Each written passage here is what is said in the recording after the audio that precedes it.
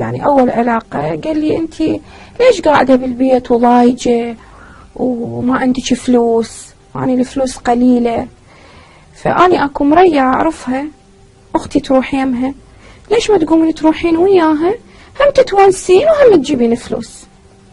ما كان يحكي تفاصيل تتونسين ليش وشون، يعني أنا افتهم الشخص هو.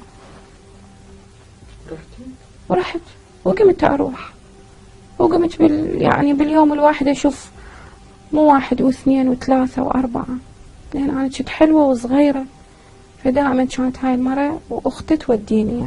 يعني صارت عندي علاقة بواحد من العائلة ابن حماتي، واللي هسه العلاقة مستمرة، كلهم يدرون، كلهم قابلين بهذا الشيء، ولحد هاي اللحظة هو ما متزوج على مودي ولا يقدر يتزوج.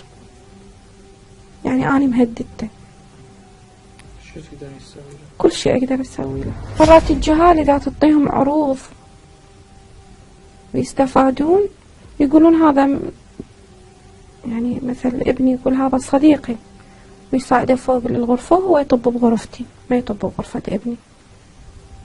أنا ما أقول لك أبقى وياه يوم كامل، مجرد تنتهي يعني العلاقة بيناتنا ساعة هيك وكم واحد بعد ما يعرف الثاني. اي أحس نفسي ضحية، أحس نفسي ضحية